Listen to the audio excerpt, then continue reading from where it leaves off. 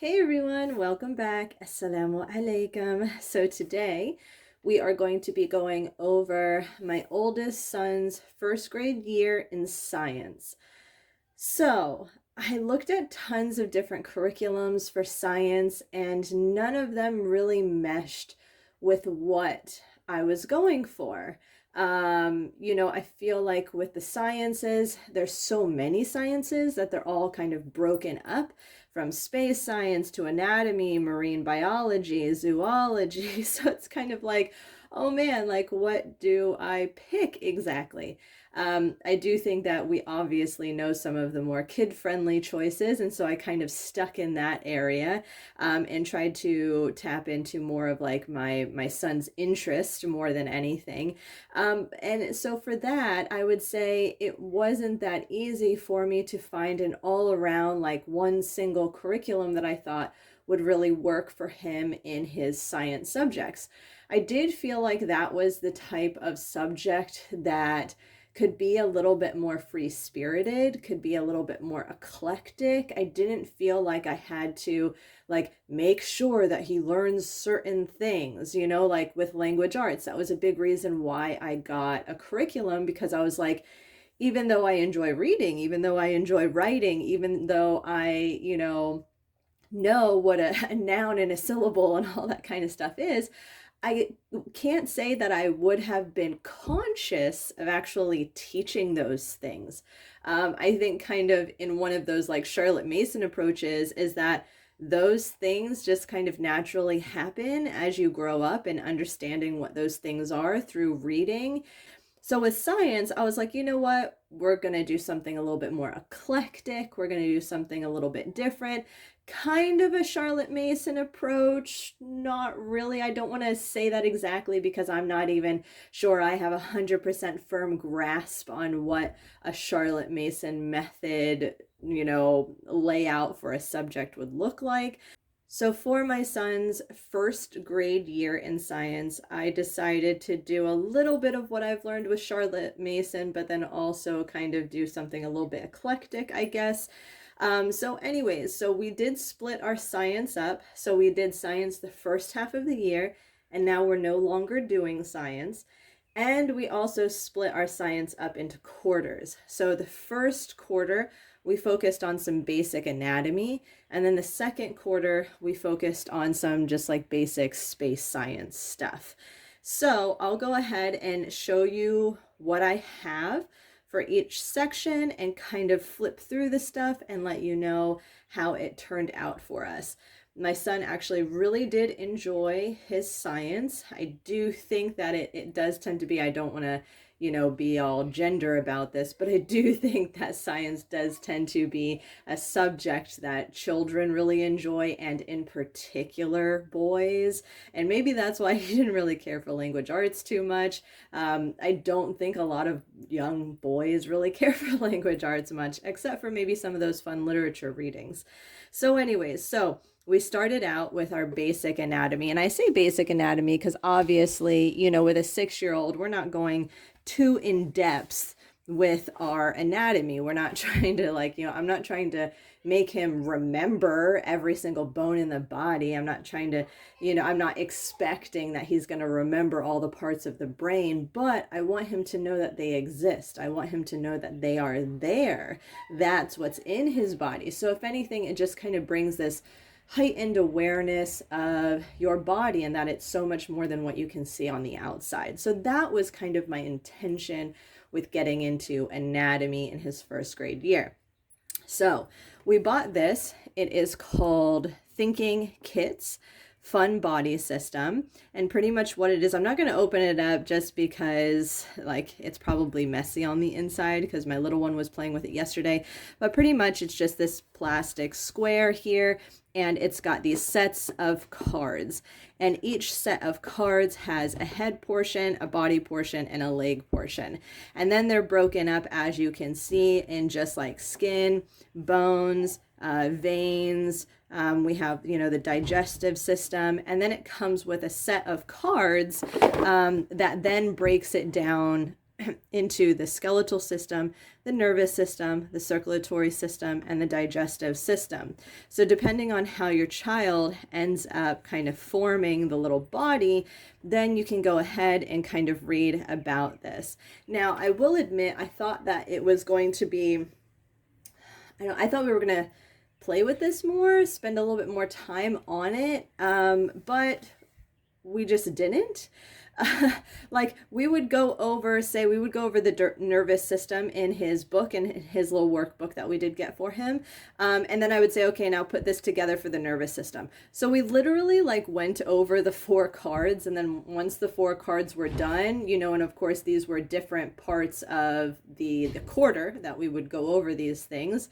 Then we pretty much no longer played with this. So I do think that maybe for a 6-year-old, it might not be as fun or interesting. I do think maybe this would be targeted a little bit more to like a kindergarten type activity, maybe. It just did seem a little bit more childish than my 6-year-old would like. But he did enjoy it nonetheless. He enjoyed putting together the little puzzle pieces, and, we read over the cards and everything. But I do still think it's a really good beneficial kit to get for your kids if you are doing something like the beginning anatomy and everything. So along with that, who doesn't love Melissa and Doug?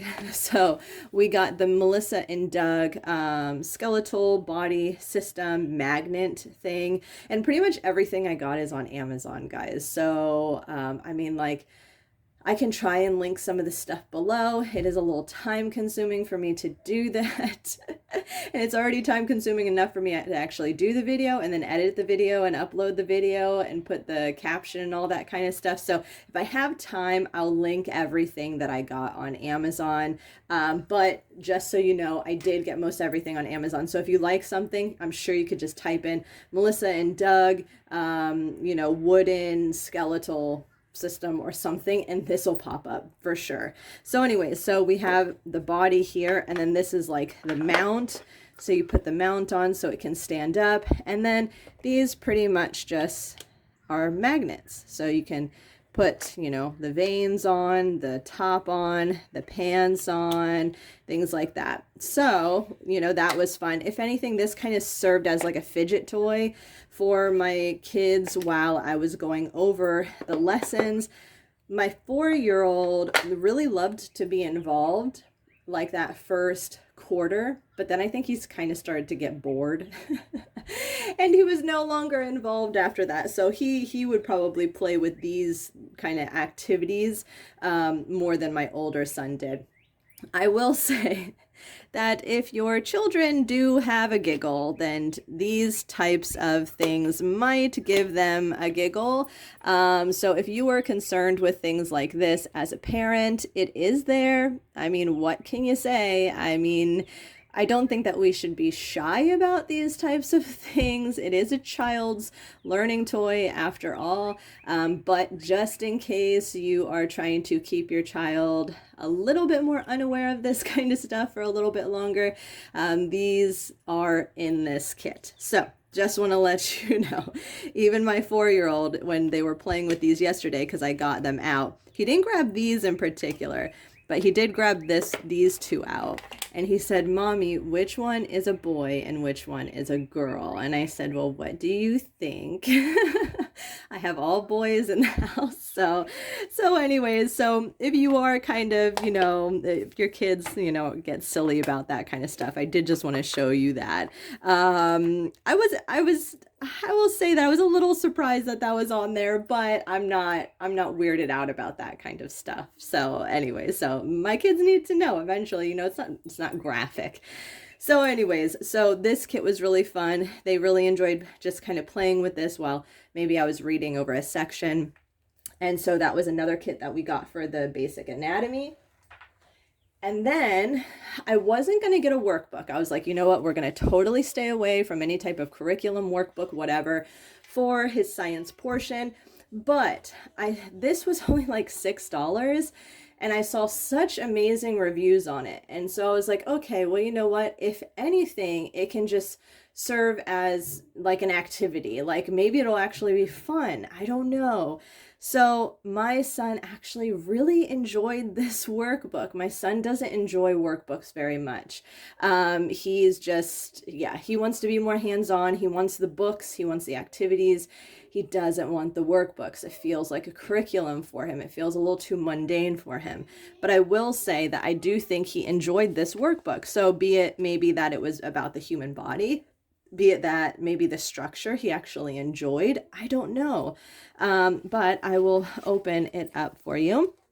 So the contents here, all about the body, teeny tiny, bare bones, super strong on the outside, know it all, open your eyes, lend an ear. And so now what I would do actually is, when, of course, those weren't all the sections, but it's nice because it's very short and concise. So we have here all about your body, and then there's some fun facts, and then there's a picture, and then it goes over kind of what everything is. And then we have some little activities. So fill in the blanks of like what these are with the word bank, and then try this at home.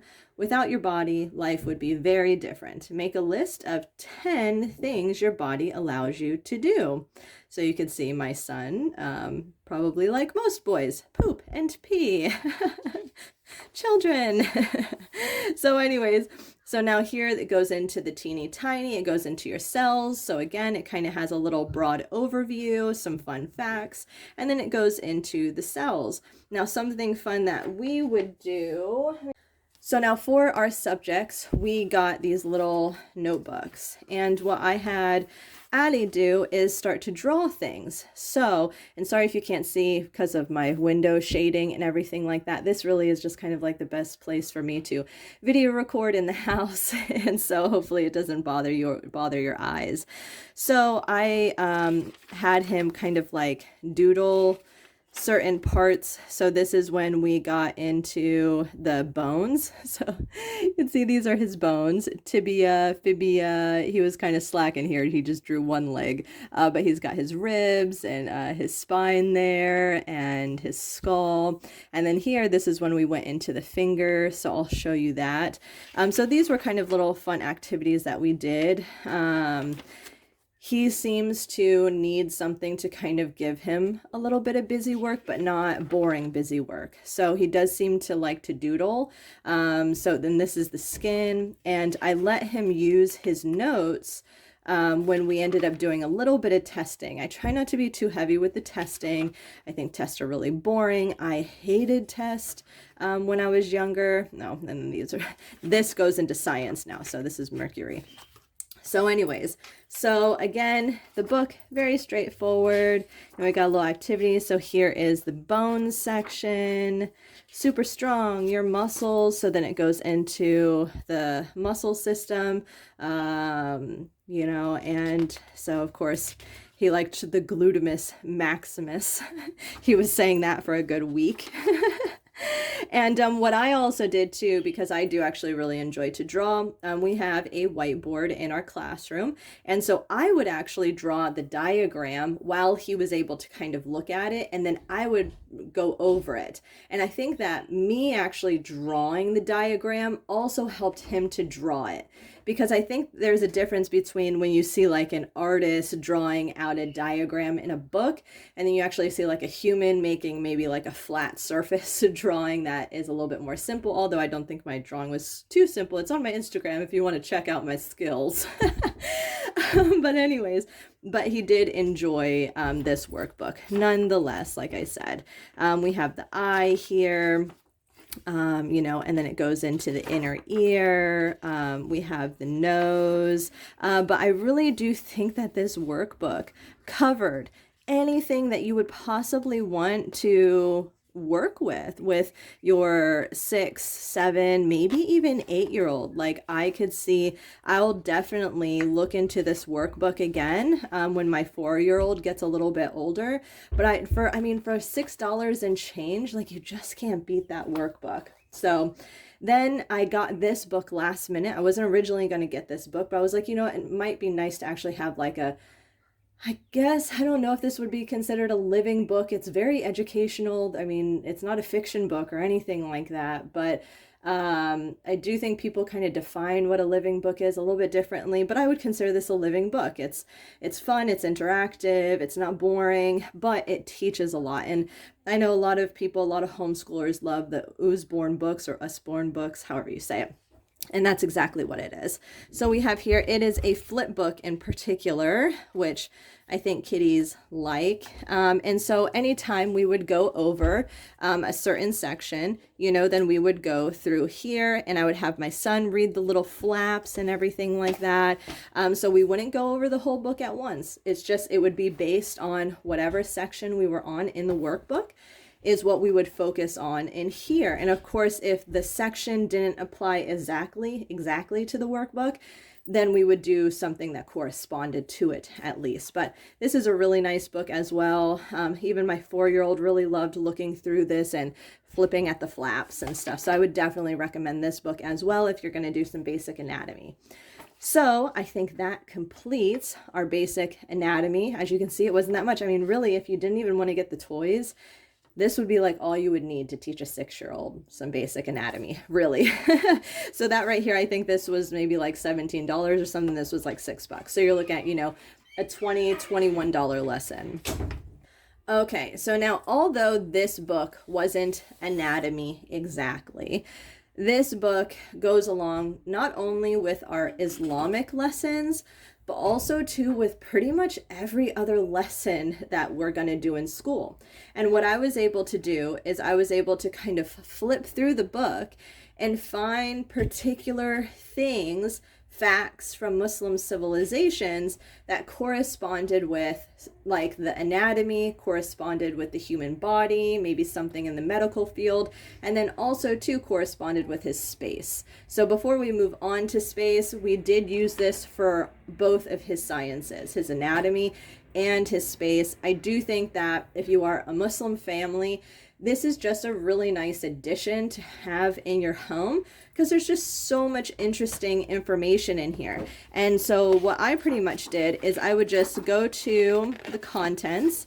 And so just say we were doing the anatomy, right? You know, we would go through and we would maybe go to medicine and surgery. And so those would be the 2 chapters that we looked at when we were doing the anatomy. Then when we got into our space science, we would maybe look at constellations and the moon and astronomy. And so again, it's just a really nice book if you are a Muslim family, or maybe you're studying Islamic periods as some type of a block lesson or anything like that. For example, the moon is page 26. So if we go to the 20 pages, here. Yep. So what does that say on the top? 15 lunar facts about the moon. Okay. All right. So just wanted to give you a quick look at that book because we did include this in our sciences. And now we have what's out there. Okay. So first off, I do want to mention that I got this book because it said 100 billion trillion stars. And this is a lot better for math. So I was thinking to myself, oh, nice. It's going to be about constellations and stars and space. And I was actually able to look at some of the pictures on the inside before I purchased it. And it's a very beautifully illustrated book. See, so we have the sun there. We have stars and we have planets. And, you know, so, I mean, does this not look like a space book to you? I don't know. Of course, now it doesn't really.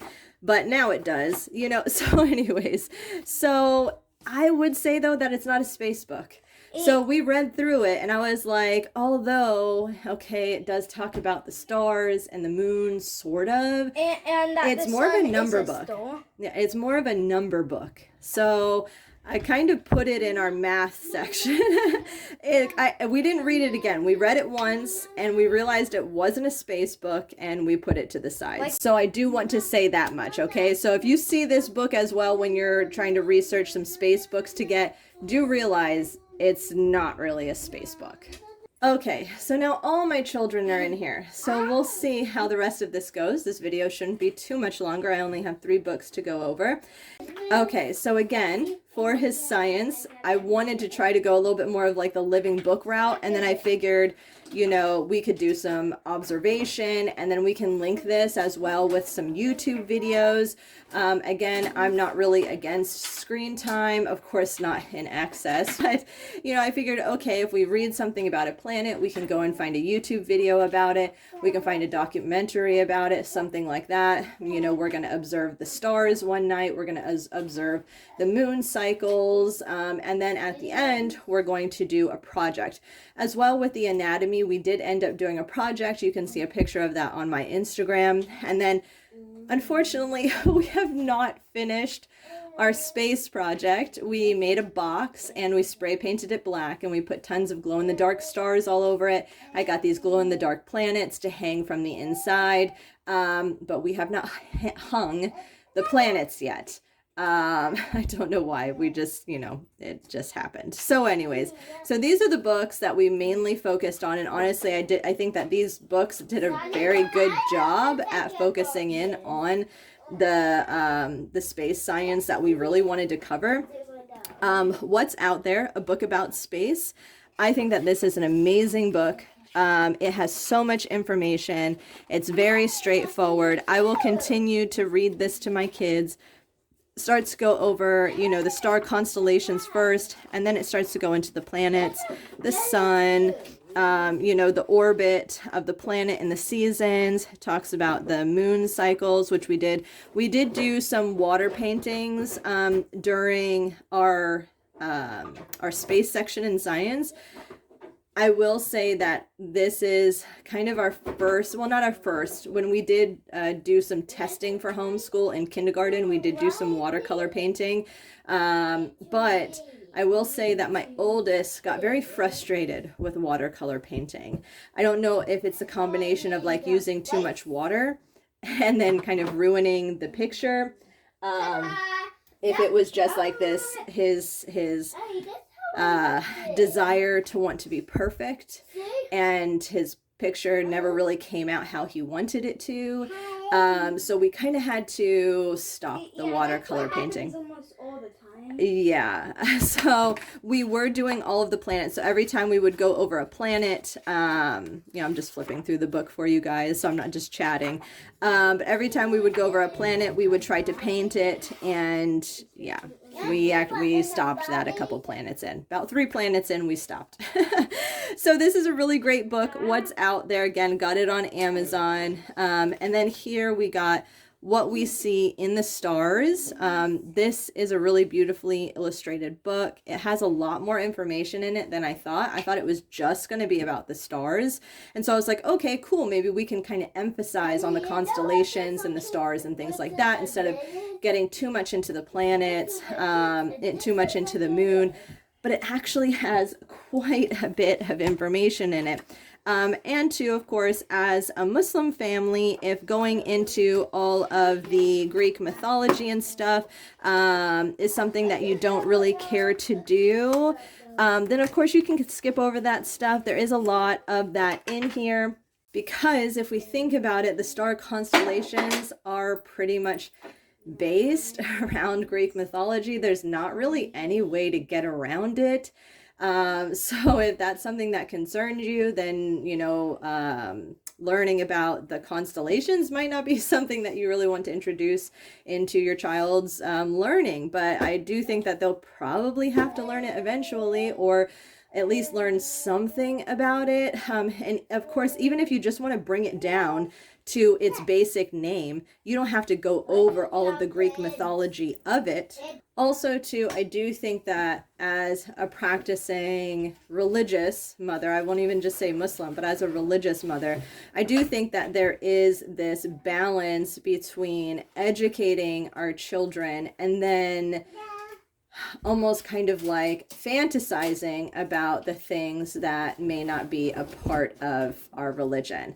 So really, like, if you were studying the constellations, for instance, and you really got deep into the Greek mythology of it, and then from there your child really got interested in Greek mythology because of the way that like you made it sound so fantastical and stuff, then that's like a different story. But just to say like, hey, the Greeks, they believed in this god and they named the star constellations after that god or whatever. I know personally that in our holy book, in the Quran, Allah, God, talks about the pagans, talks about people who worship multiple gods all the time. So it's not something that we try to avoid, but it is something that we try to avoid making appear fantastical, making appear magical and mysterious and really interesting. You mainly just kind of want to go over the basics. And so that's kind of what we did. I went ahead, I just kind of read briefly through some of these. And then towards the end, we did kind of just read through some of the major ones. We didn't read through all of them.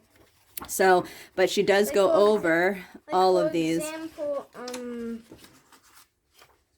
Lupus the Wolf. Lupus is a medium-sized constellation in the southern sky. The constellation is thought to have its earliest roots in Babylonian times. And didn't we just study some Babylon in our history? Mm-hmm. Yeah. Where were we? Babylonian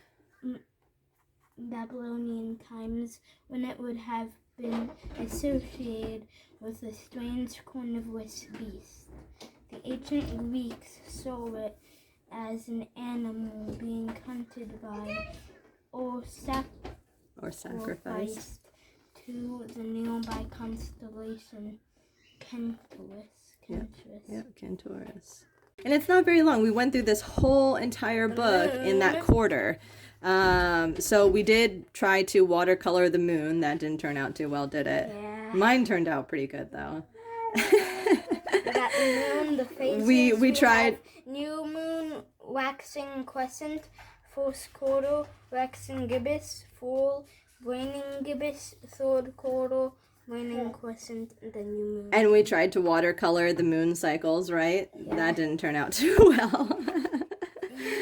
So then we went into Tegel-locking. Yeah, Lunar Maria. The sun. It's okay. I think we went over the sun. Mm-hmm. Yep, we went over the sun, the equinox, lunar eclipse, solar eclipse. We have the aurora, and then so we would watch, like we watched how many videos? Maybe like 2 or 3 videos on the aurora on YouTube. And then it goes into the planets. So... see, this is what she was talking about. She was saying like Greek gods, see? Yeah. So this is a really great book. This is pretty much what we used as like our textbook. So the last book I got is Mousetronaut, and I just thought this would be a cute book to go over in the middle of our lessons, you know. So it is kind of a living book. It's a fiction book. It's for fun. Obviously, the mouse didn't do the things that he, you know, is said to be doing in the book, but it does say how it is a semi-true story and that there was a journey or whatever to space, and there were mice on the spacecraft. And so that's what it says. It says it's a partially true story.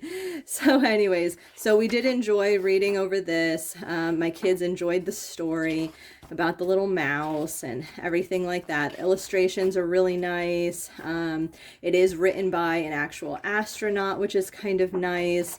And then in the back, there is this huge, long kind of afterword writing that does take a bit to actually read through, but it has a little bit more factual information in it, not just being like, you know, a fiction story about a mousetronaut.